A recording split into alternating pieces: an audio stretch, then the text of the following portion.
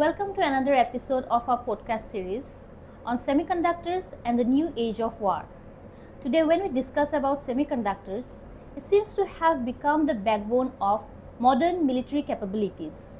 And hence, today we have a very special guest with us who needs no introduction when we speak about semiconductors.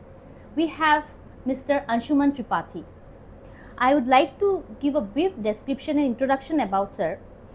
He is the former member of the National Security Advisory Board and the member of the Empowered Committee of High-Tech Manufacturing. He is a Sloan Fellow from Stanford Business School and specializes in creating entrepreneurial ecosystems worldwide. He was the chief mentor of the Indian Air Force Meher Swarm Drone Competition and has deep hands-on experience in semiconductors worldwide.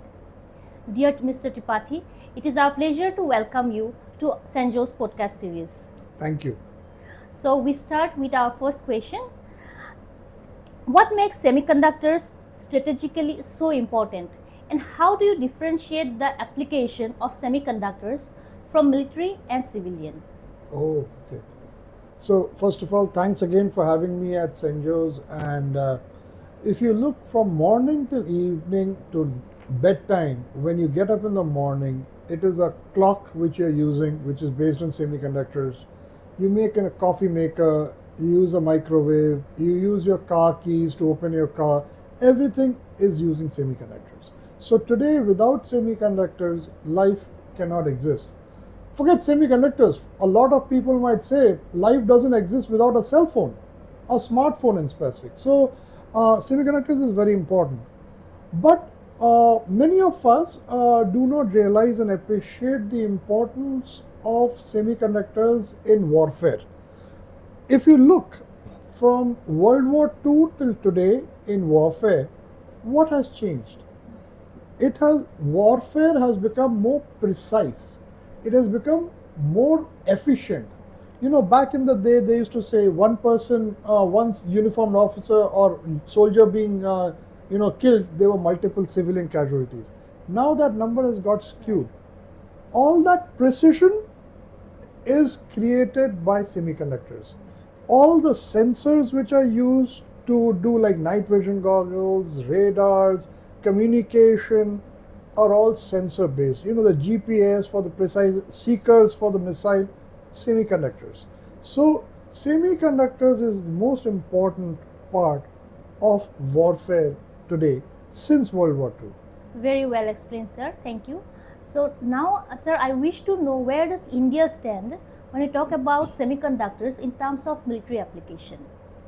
So in military applications, you know, after Pokhran 2 happened, India had an embargo and we were not getting equipment, we were not getting chips from the outside. But the DRDO took up the challenge and we have GATEC which is creating the gallium-based chips. Gallium is the predominant material which is used in military-grade sensors and military-grade chips, where civilian grade is predominantly silicon-based. Right. So GATEC is the main, and around GATEC, a lot of other companies have also come up which are in the private sector, you know, like Astra Micro, which is again in Bangalore and Hyderabad. So multiple companies have come up which are doing work on gallium-based chips for the military sector. So basically, sir, the role of private sector and the upcoming startups, their role is immense. There is fantastic Yes. amount of opportunity because, as you can see, war is going on right now in the West Asia region, and therefore we have a lot of opportunity. And above the opportunity, we need to be, self-dependent, Atmanirbhar. Absolutely. Sovereignty in semiconductor is a very, very important aspect Right. that every country needs to think of. And we also have a very strong political will today. Like we see the PLI scheme, DLI schemes, all pushing towards our, startups. So we have the ISM program which Right. was started, the India Semiconductor Mission 1.0 did well.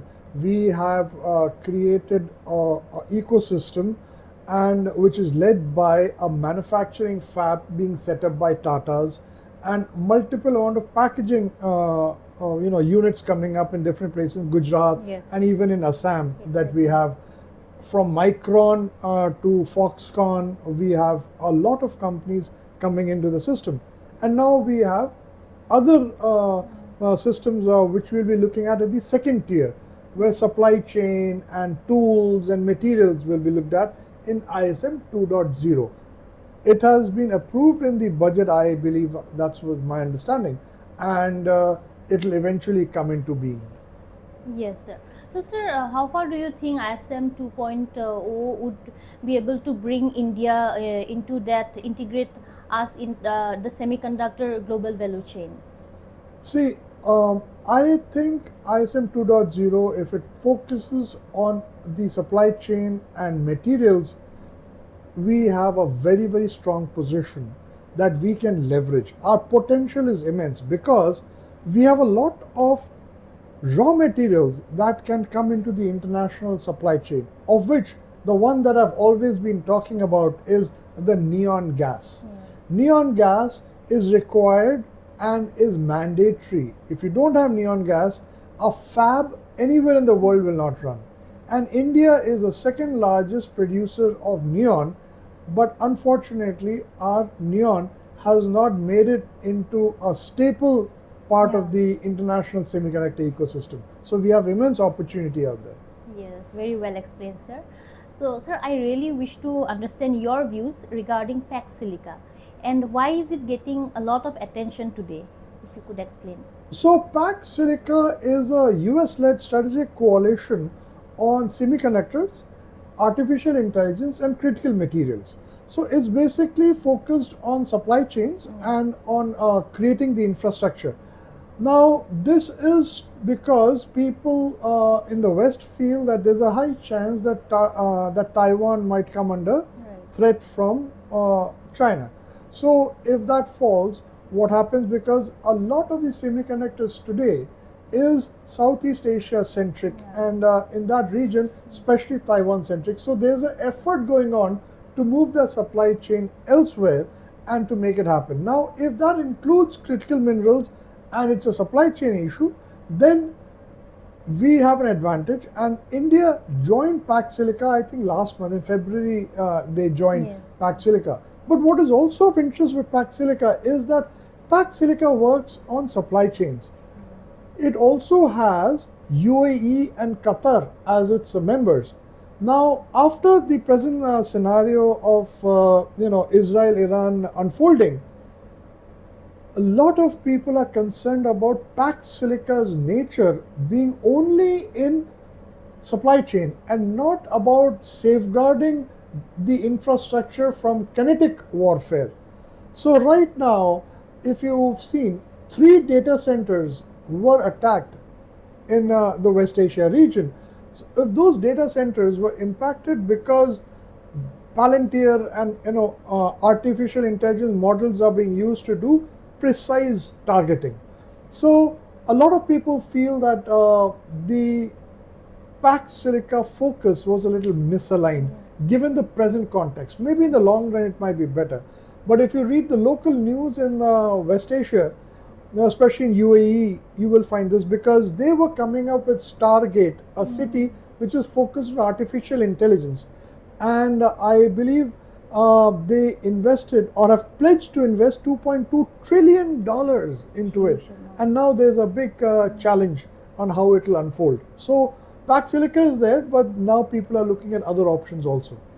Indeed, yes, very important aspect. Absolutely. So, sir, my last question would be, as India has already started, we have initiated various, we are coming up with ATMP or set facilities like you mentioned about Assam and then Gujarat also, and then design also we are working on.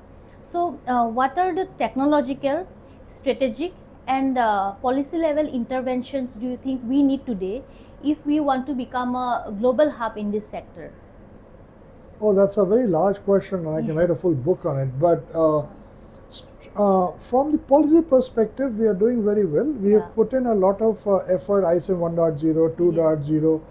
But if you look today, that Shahid drones were used by Iran and they were looked at and reverse engineered by America into Lucas drones, but they use commercial grade chips. The chips that they use are Western made, but the chips that they are using also have pin-to-pin copies that China has made. There are at least 10 companies which make pin-to-pin copies of the Western chips which are being used in these flight controller drones. So if you look at it, reverse engineering has been advantageous to China to feed its semiconductor into the supply chain, because then the tool chain and the motherboard and the PCB on which those chips are used can all be seamlessly integrated with what is already there. India should also look at making pin-to-pin compatible chips. And I would like to add here that India has been doing best in space-grade semiconductors. And in space-grade semiconductors, we have been using a lot of chips which are aligned with the international ecosystem for space technology. One of them being the microprocessor or microcontroller being used by ISRO. And ISRO is using Leon 3 fault tolerant, which is also used by the European Space Agency. Now that has now been converted into that same architecture has been utilized in making the Indian Vikram 32-bit processor, the Vikram or Kalpana 3201, which has been made at the Semiconductor Complex Mohali. So we now also have a chip which is our own, which we could also put in the international market, and it can seamlessly go into the international space grade tool chain. So that whole concept can also be used in other civilian grade application areas. So that is an area that I would say India should look at. And I would just like to add, on YouTube there is also a similar full podcast of mine which I did at Ministry of Electronics on compatible chips, which can give ideas to people and entrepreneurs who are trying to get into this ecosystem of making chips and doing a startup in semiconductors in India.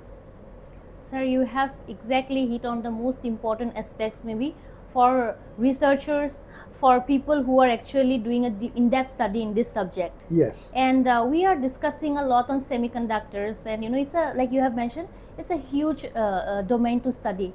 But I think today with our discussion and with our podcast, Sir has significantly pointed those aspects which will enhance our understanding and our analysis in this domain. So, but to my understanding, the study and the understanding of this subject will only grow, and it is not only for economic opportunity, but it also has immense strategic imperatives for India.